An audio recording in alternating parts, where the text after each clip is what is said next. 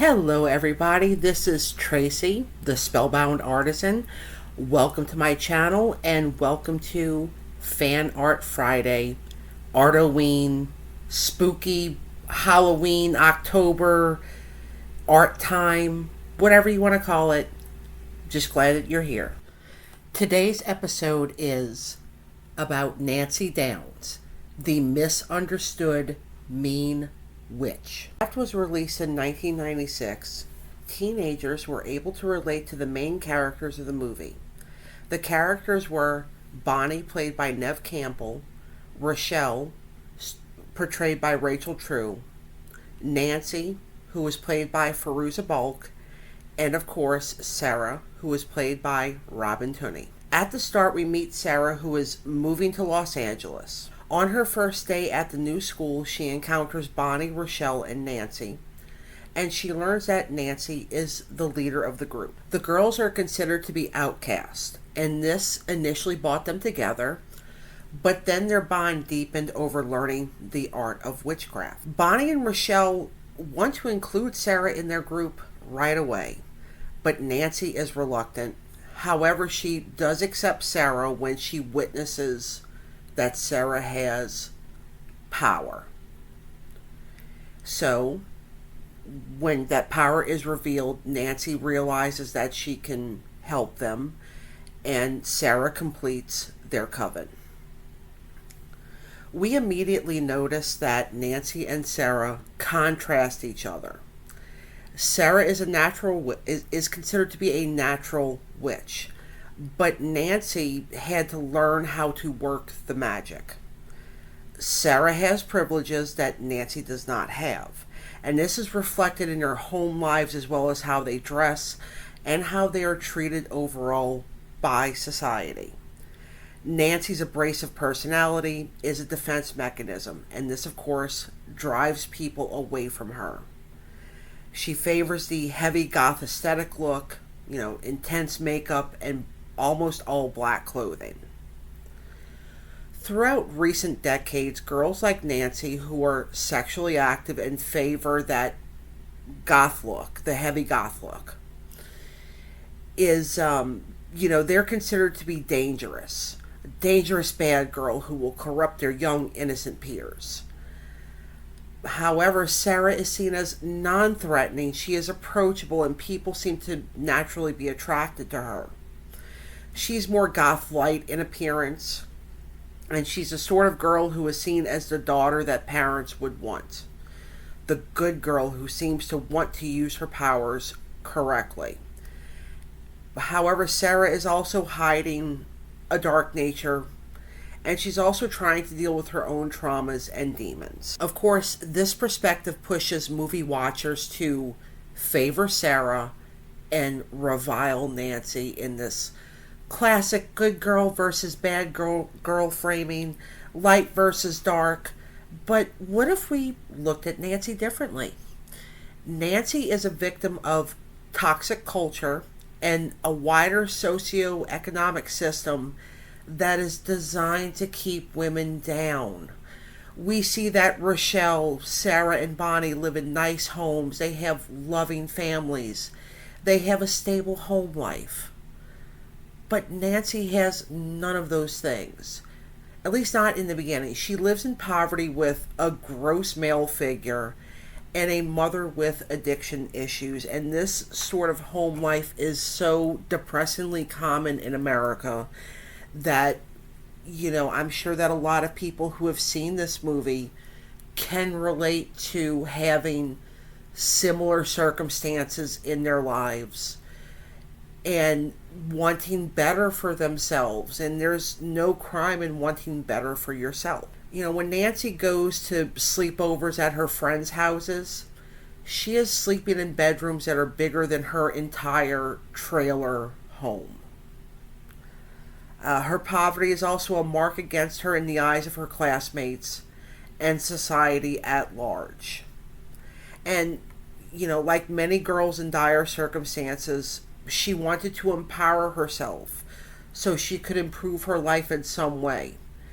And she turned to witchcraft to help herself, which is something that many girls and women throughout history have done. Okay, it's always been there. Because of her sad home life, Nancy is well aware of how hard life can be.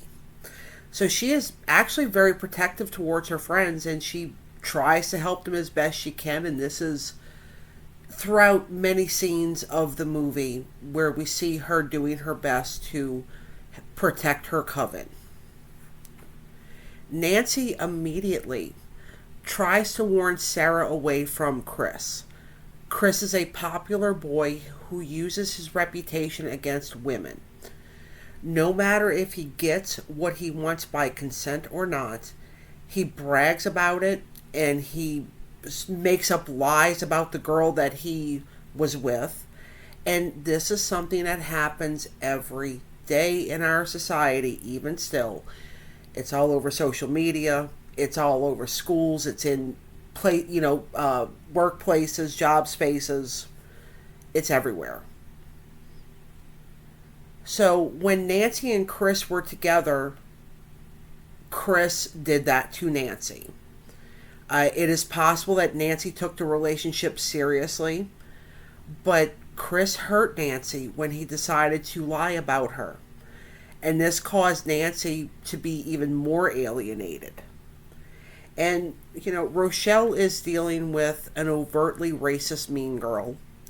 Bonnie is treated like a monster because of her scars, which robs her of her self-confidence. And again, these are not circumstances that they chose for themselves. Like, you don't choose to be, or to be born a person of color. You don't choose to be in an accident that could that could hurt your body and leave you scarred. When Chris takes Sarah out on a date, she denies him sex. And in turn, that doesn't stop Chris, though. He just, once again spreads lies that she's bad at it. Now the girls do witchcraft about this. We see that Rachel, Bonnie, and Sarah get their heart's desires pretty quickly. The racist mean girl starts to lose her hair. Bonnie's medical process for removing her scars works. And Sarah enchants Chris and enslaves him and humiliates him in front of the entire school. Pretty awesome. However, Nancy's desires are not answered right away. In fact, Rochelle and Sarah are dismissive towards it. Nancy is seeking to remove violence from her home environment and to live in a house that doesn't have a leaking roof. So that was kind of shitty of her friends when you think about it. Nancy causes Ray, the gross male figure in her life, to have a fatal heart attack. When she and her mother received money from Ray's policy, it's easy to see that, Nancy is an evil, greedy witch. But in order to live in a place that doesn't have a leaking roof, you need money to do that. In order to remove a violent person from your home, you may need to resort to extreme measures to do that. And Chris, still under the power of a spell that Sarah cast on him, tries to assault her, and she barely gets away. And in response to this, Nancy seeks Chris out at a party. She is able to get him alone, and she causes him to fall out of a window to his death. Now, even if Chris had not tried to assault Sarah, he's still not harmless. He still treats girls that he dated badly. In a very powerful scene, Nancy tells Chris his transgressions, and then she throws him out the window. And this is a very powerful scene. And, once again, Nancy is resorting to extreme measures to remove violence. Ray and Chris are predators. There's no doubt about that. As the tension builds, Sarah chooses to remove herself from the coven. However, Nancy, who has already claimed Chris's life in an act of vengeance for Sarah, decides that Sarah must die. When Sarah joined the coven, Nancy believed that she found another friend. Nancy, who seeks to control her life, cannot control her pain, and Nancy's power is bigger than she is. When Sarah rejects the coven, Nancy is hurt, and this causes an escalation in behavior that ultimately destroys her, and this is setting Nancy up to be like the Wicked Witch. But Nancy is a powerful and sympathetic character. If you look at her as working to create the power she was denied due to factors beyond her control, then the ending actually reads very differently. Her status at the end of the film, mentally broken, held against her will, reminds us that the ultimate moral of the craft is that conformity will save you and rule breaking is bad for you. Nancy's face, scratched up, but she's also blissful as she tells everybody that she's flying, is actually a really sad ending to a story arc that could have been so much more. The real villain of the craft is not Nancy or Sarah. It's patriarchy. A society that tells us that one is better than the other. And even now, in today's modern world that we currently live in, society still pits women against each other. And that is the real horror. So until next time, friends, be safe, be kind, and have a happy October. Thank you for listening. Thank you for watching. I do so very much appreciate it. If you've stuck around this long, hit that thumbs up button. Go ahead and subscribe.